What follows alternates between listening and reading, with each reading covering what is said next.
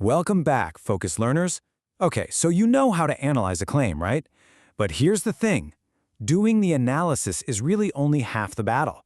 Today, we're diving into the other half in Part 5 of a Revenue Cycle Management Explainer. We're talking standard call documentation, industry abbreviations, and the absolute non-negotiable rules of HIPAA compliance. Let's just jump right in. Here is a quick look at our agenda. We're going to cover the golden rules of AR documentation, essential call note components, standard industry abbreviations, HIPAA compliance, and sensitive data, a practical documentation sample, and then we'll wrap it all up with an AR knowledge check. All right, Module 1, the golden rules of AR documentation. So, why do we care so much about notes? Well, it's simple. The next step on an account literally depends on the previous notes. It brings us to the ultimate mantra in medical billing. If it's not in your notes, it didn't happen. I mean it. If your notes are sloppy, the history of that claim is just a giant puzzle. It confuses the whole team, it delays revenue. You put in all this hard work researching a claim, right? Your documentation is how you prove it. Okay, so here's the deal. Great documentation comes down to just a few rock-solid habits. First, write that call down immediately, like while it's still fresh in your head. Second, chronological order is your best friend. Write it down exactly how it happened. Third, do not skip the critical details, dates, exact dollar amounts, and who you actually spoke with. And finally, never leave your coworkers in the fog. These notes aren't a secret diary, you know. They have to be crystal clear for anyone in the billing office to pick up and run with. Moving right along to Section 2, Essential Call Note Components. So, what exactly needs to go into the billing system? Honestly, skipping even one of these elements kind of breaks the whole process. Every single note needs the payer contact, so payer name, phone number, and extension. Then the representative, who'd you talk to? Next, drop in the status or denial reason.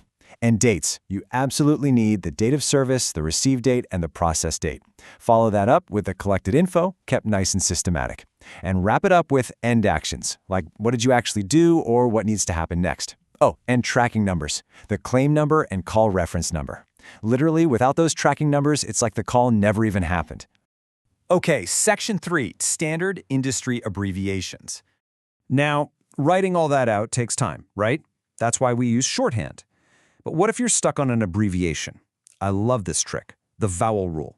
When in doubt, just take out the vowels. But, and this is a big but, clarity is king here. If you use the vowel rule and it looks like total gibberish, actually, scratch that. If you have even a shadow of a doubt, just type the whole word out. Making sure the next person can read your note always be it's trying to type faster. Here are the heavy hitters you'll see every single day. CLM for claim and PT for patient. Then we've got DOD for date of denial and DOS for date of service. P is just paid. SW stands for software, and FU means follow-up. Sticking to this shared vocabulary is a total game changer for preventing mix-ups across the whole department. All right, Section 4, HIPAA compliance and sensitive data. Okay, guys, I need everybody to really dial in here, because we have a strict zero-tolerance policy on this.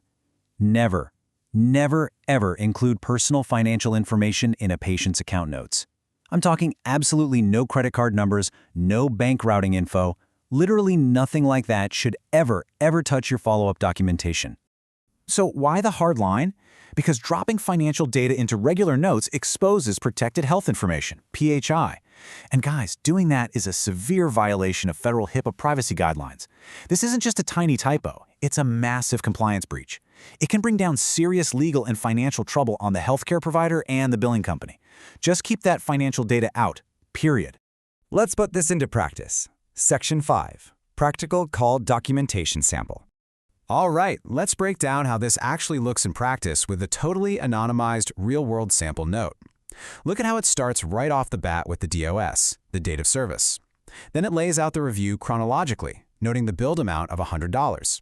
It has the payer contact, the exact received and denial dates, and exactly why it was denied. In this case, an HMO out-of-network issue. It clearly shows the end action, which was requesting the EOB via fax, and it perfectly closes out with those claim and call reference numbers. Any AR associate could read this and know exactly what's up. Okay, home stretch. Section 6, AR knowledge check. We've covered a ton of ground today, so let's see what's stuck. Question 1. What is the golden rule if you are in doubt about how to abbreviate a word in your notes?